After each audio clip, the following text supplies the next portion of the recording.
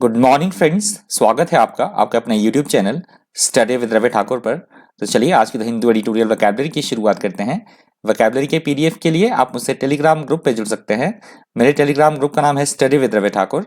तो इस डॉक्यूमेंट का जो पूरा पीडीएफ है आपको मेरे टेलीग्राम ग्रुप पर मिल जाएगा।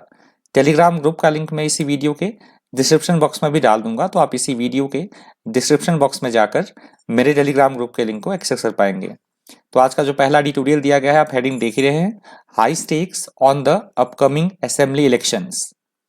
तो ये जो पहला एडिटोरियल दिया गया है ये पॉलिटिकली मोटिवेटेड है। अभी 5 राज्यों में, एक उसमें केंद्र शासित प्रदेश भी है, 5 राज्यों में भी, केरला, तमिलनाडु, वेस्ट बंगाल, आसाम और पुडुचेरी जो केंद्र शासित प्रदेश है उसमें भी चुनाव होने हैं। चुनाव आयोग ने, इलेक्शन कमीशन ने वहां पे चुनाव तारीखों की तारीख जो डेट्स हैं वहां पे घोषणा कर दी है। तो इसके रिगार्डिंग दिया गया ये पूरा एडिटोरियल। तो चलिए शुरुआत करते हैं। इसका पहला जो वर्ड है एडिटोरियल का, इसका पहला वर्ड है डिसएन्चांटमेंट। डिसएन्चांटमेंट वर्ड यहाँ पे नाउन की तरह यूज हुआ है। डिसएन्चांटमेंट वर्ड का मतलब होता है मोह भंग होना, निराशा या किसी से मायूसी होना, उसको बोला जाता है disenchantment. Disenchantment is the feeling of being disappointed with something and no longer believing that it is good or worthwhile, that is called disenchantment. इसके सिनोनिम है डिसइल्यूजनमेंट, डिसअपॉइंटमेंट और डिससैटिस्फैक्शन। डिसइल्यूजनमेंट, डिसअपॉइंटमेंट और डिससैटिस्फैक्शन इसके synonyms हैं। इसके antonym है lust, trust और admiration. Lust, trust और एडमायरेशन। अगला शब्द है वायेबल। वायेबल यहाँ पे एडजेक्टिव की तरह यूज हुआ है। वायेबल का मतलब होता है ऐसा कोई काम जो करने योग्य हो, जो हमें लगे वो साध्य हो सकता हो, ऐसे काम को बोला जाएगा viable. Something that is viable is capable of doing what it is intended to do, that is called viable. इसके सिनोनिम्स हैं वर्केबल, फिजिबल और प्रैक्टिकेबल। वर्केबल, फिजिबल और प्रैक्टिकेबल इसके सिनोनिम्स हैं। इसके एंटोनिम्स हैं इम्पॉसिबल, अनसस्टेनेबल और अनवर्केबल। इम्पॉसिबल, अनसस्टेनेबल और अनवर्केबल इसके एंटोनिम्स हैं। अगला शब्द है अनरिलेंटिंग। अनरिलेंटिंग यहाँ पे एडजेक्टिव की तरह यूज हुआ है। अनरिलेंटिंग का मतलब होता है ऐसी कोई प्रक्रिया, ऐसा कोई काम जो लगातार चले, निरंतर चले, या हम बोल सकते हैं अपने डिसीजन से, टस से मस ना होना, उसको भी बोला जाएगा unrelenting. Continuously strong, not becoming weaker or stopping, that is called unrelenting.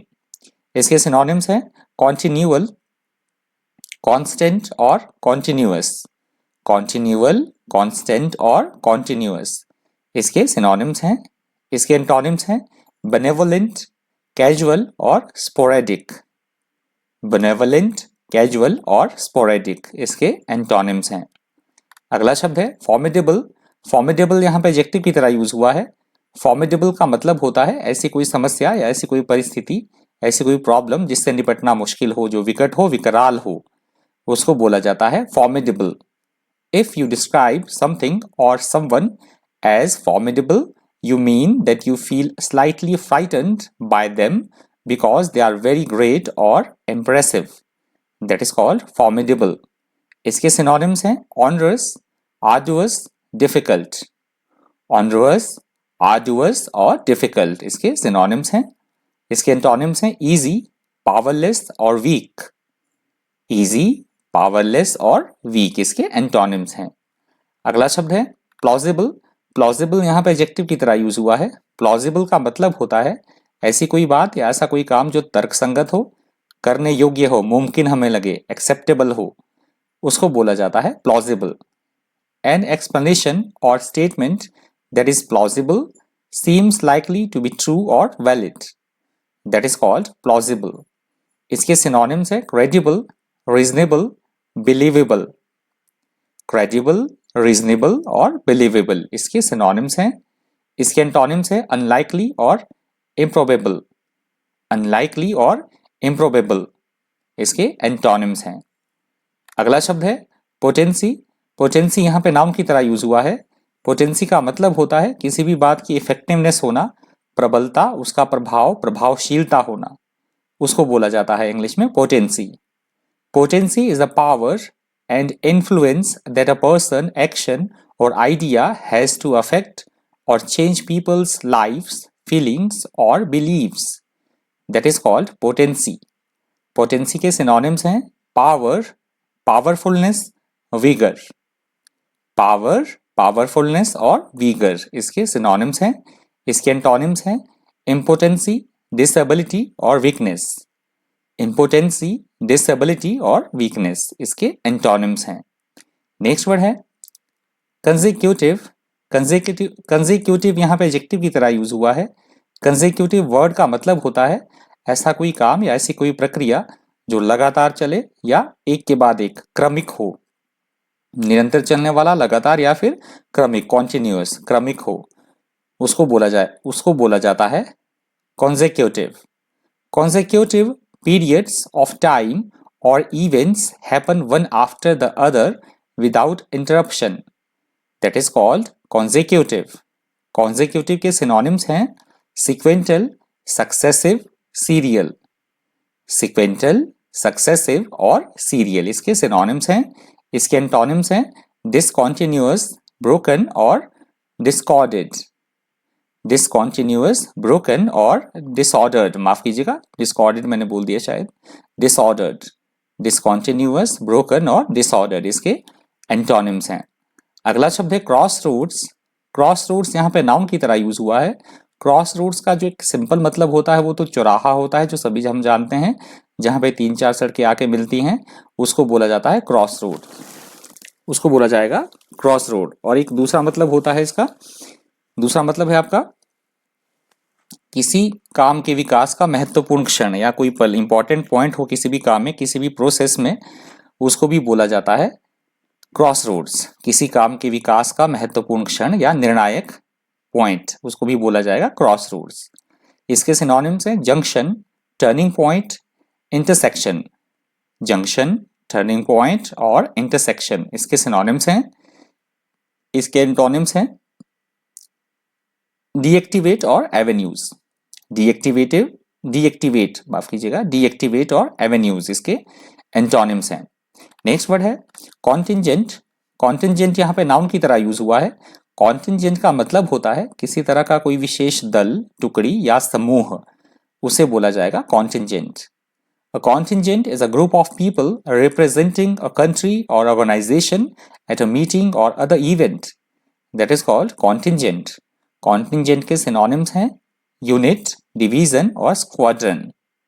Unit, division और squadron इसके synonyms हैं। इसके antonyms हैं independent. Next word है हमारा scrupulous. Scrupulous यहाँ पे adjective की तरह यूज हुआ है। Scrupulous का मतलब होता है ईमानदार होना, अपना ईमानदारी के साथ अपना कर्तव्य निभाना, अपना काम करना, उसे बोला जाता है scrupulous. Someone who is scrupulous takes great care to do what is fair, honest or morally right. That is called scrupulous. इसके synonyms हैं careful, meticulous, painstaking. Careful, meticulous और painstaking इसके synonyms हैं। एंटोनिम्स है इसके डिसऑनेस्ट और अनस्क्रूपुलस। Dishonest और अनस्क्रूपुलस इसके एंटोनिम्स हैं। यहां से हमारा दूसरा एडिटोरियल शुरू होता है। दूसरे एडिटोरियल का जो हेडिंग आप देख ही रहे हैं, cold comfort on Pak continues to be in FATF। Financial action task force एक 39 मेंबर की एक पेरिस बेस्ड टीम है, जिन्होंने अभी भी जो पाकिस्तान को है वो ग्रे लिस्ट में रखा है, क्योंकि जो पाकिस्तान है वो टेररिज्म को बढ़ावा दे रहा है और लगातार जो टेररिस्ट जो ग्रुप है उसको फाइनेंशियली वो ऐड करता है। तो अभी भी जो है इस ग्रुप ने FATF financial action task force जो एक टीम है, उन्होंने अभी भी पाकिस्तान को जो है वो ग्रे लिस्ट में रखा है। तो इसके रिगार्डिंग दिया गया है ये पूरा editorial, cold comfort on Pak continues to be in FATF। तो इसका जो पहला वर्ड है वो है वॉसिफेरस। वॉसिफेरस यहाँ पे एडजेक्टिव की तरह यूज हुआ है। वॉसिफेरस वर्ड का मतलब होता है अपनी भावनाओं या अपने विचारों को गंभीर रूप से व्यक्त करना, ताकि उसे सुन, जिसको हम बोल रहे हैं, जिसके सामने हम वो चीजें एक्सप्रेस कर रहे हैं, वो उसे सुने। तो इस तरह से अपनी भावनाओं या विचारों को रखना, उसे बोला जाता है vociferous. If you describe someone as vociferous, you mean that they speak with great energy and determination because they want their views to be heard. That is called vociferous. Next word है vociferous के जो synonyms है वो है vehement, outspoken और vocal. vehement, outspoken और vocal इसके synonyms हैं. इसके एंटोनिम्स हैं silent और quiet. silent और quiet इसके एंटोनिम्स हैं. अगला शब्द है cold comfort. cold comfort यहाँ पे नाउन की तरह यूज हुआ है.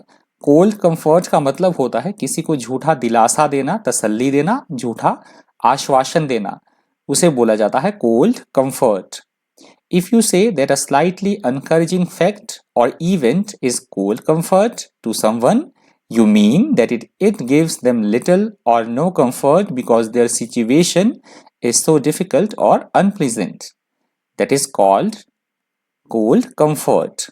इसके synonyms है consolation, solace, condolence. consolation, माफ कीजिए, consolation, solace और condolences इसके सिनोनिम्स हैं. इसके एंटोनिम्स है ग्रीफ. अगला शब्द है हमारा contemplate. contemplate यहाँ पे वर्ब की तरह यूज हुआ है. contemplate वर्ड का मतलब होता है सावधानी पूर्वक विचार एवं चिंतन करना, किसी भी बात के प्रति या फिर किसी भी स्थिति के प्रति सावधानी पूर्वक चिंतन एवं विचार करना, उसको बोला जाता है contemplate. If you contemplate an action, you think about whether to do it or not. That is called contemplate. Contemplate word के synonyms हैं consider, think about, give thought to. Consider, think about और give thought to इसके synonyms हैं. इसके antonyms हैं forget, disregard और neglect. Forget, disregard और neglect इसके antonyms हैं. अगला शब्द है coincide. coincide वर्ड यहाँ पे वर्ब की तरह यूज हुआ है. coincide वर्ड का मतलब होता है किन्हीं भी दो वस्तुओं का समान होना, उनका आपस में मेल खाना, उसे बोला जाता है coincide. दो वस्तुएं हैं, दो से अधिक चीजें हैं, दो बातें हैं कोई इस तरह की जो आपस में समानता रखती हों, मेल खाती हों, उन्हें बोला जाता है coincide. If the ideas or intersects of two or more people coincide, they are the same. That is called coincide. इसके सिनोनिम्स है accord, conquer और match. accord, conquer और match इसके सिनोनिम्स हैं. इसके एंटोनिम्स हैं differ. अगला शब्द है revelation. revelation यहाँ पे नाउन की तरह यूज हुआ है. revelation का मतलब होता है किसी भी कोई सीक्रेट है उसको सबके सामने ले आना, उजागर कर देना कोई सीक्रेट बात को, उसको बोला जाता है revelation. The revelation of something is the act of making it known. That is called revelation. इसके सिनोनिम्स है disclosure, exposure, revealing. disclosure, exposure और revealing इसके सिनोनिम्स हैं. इसके एंटोनिम्स हैं secret, concealment और hiding. secret, concealment और hiding इसके एंटोनिम्स हैं. अगला शब्द है traverse. traverse यहाँ पे वर्ब की तरह यूज हुआ है. traverse का मतलब होता है किसी तरह की प्रॉब्लम को, डिफिकल्टी को पार पा जाना, उसको ओवरकम करना, किसी तरह की समस्या और बाधा को पार करना, या हम बोल सकते हैं दूसरे अर्थ में किसी स्थान को, किसी जगह को, या फिर हम किसी जल क्षेत्र को, किसी नदी को हम पार कर रहे हैं, उसके आर पार निकल रहे हैं, किसी जगह को या फिर किसी जो जहाँ पानी है उसके आर पार हम निकल रहे हैं, आर पार जा रहे हैं, उस कंटेक्स्ट में भी ये वर्ड यूज होता है ट्रावर्स. इफ समवन और something ट्रावर्सेस an area of land or water, they go across it. That is called traverse.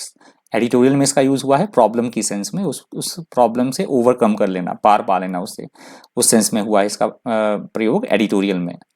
इसके जो सिनोनिम्स है वो है ट्रेवल अक्रॉस, ट्रेवल ओवर और क्रॉस.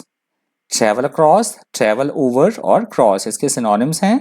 इसके एंटोनिम्स है अबाइड, स्टॉप और अफर्म. अबाइड, स्टॉप और अफर्म इसके एंटोनिम्स हैं. अगला शब्द है ग्रीवेंस. ग्रीवेंस यहाँ पे नाउन की तरह यूज हुआ है. ग्रीवेंस का मतलब होता है किसी तरह की कोई शिकायत होना या व्यथा होना, उसको बोला जाता है grievance. If you have a grievance about something that has happened or been done, you believe that it was unfair.